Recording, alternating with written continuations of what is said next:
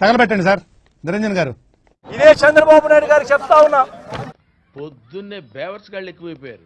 టోపీ మీద ఉన్న సింహాలకు సెల్యూట్ చేయకుండా చంద్రబాబు నాయుడు గారికి వాచ్మెన్ల కింద పనిచేస్తా ఉన్నా.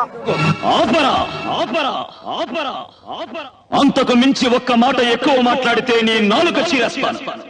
ఎల్లకాలం చంద్రబాబు నాయుడు గారి పరిపాలన సాగదు. నిజం, నాకు నీ మీద నమ్మకం లేదురా. ప్రతి పోలీస్ అధికారికి కూడా చెప్తా ఉన్నా, చెప్పవా, నువ్వు డీటెయిల్స్ చెప్పు. దా ఇక్కడ వచ్చి కూర్చో. మీ బట్టలు తీస్తామని చెప్పి ప్రతి పోలీస్ అధికారికి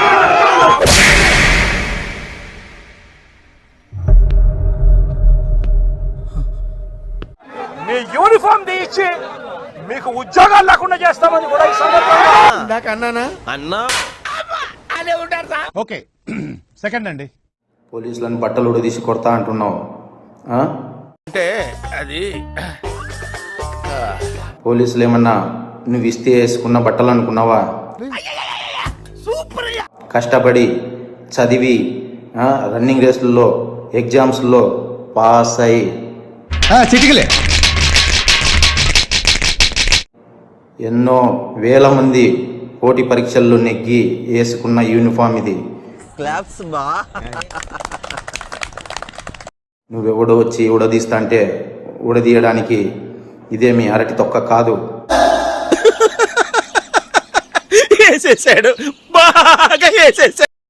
మేము నిజాయితీగానే ప్రజల పక్షాన్ని నిలబడతాం, నిజాయితీగానే ఉద్యోగం చేస్తాం, నిజాయితీగానే చస్తాం. అంతే తప్ప అడ్డమైన దారులు తొక్కం. జాగ్రత్తగా మాట్లాడు.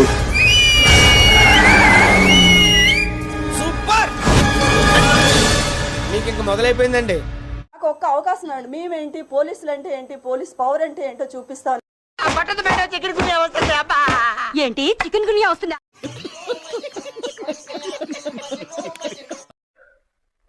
అటు చూడు. ఆ మనిషి కార్పొరేటర్కి ఎక్కువ, ఎమ్మెల్యేకి తక్కువ. అటు చూడు బే. మేము కూడా అనొచ్చు కదా, నువ్వు కోడి కత్తికి ఎక్కువ గొడ్డలికి తక్కువ అని.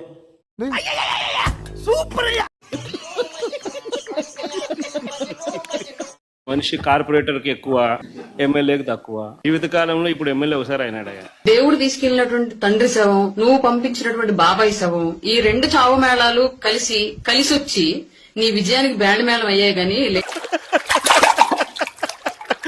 ఏంటంటే నువ్వు అసలు కార్యకర్తగా కూడా పనికిరానటువంటి ఖైదీవి. నువ్వు ముఖ్యమంత్రి అవడం ఏంటి మా దరిద్రం కాకపోతే.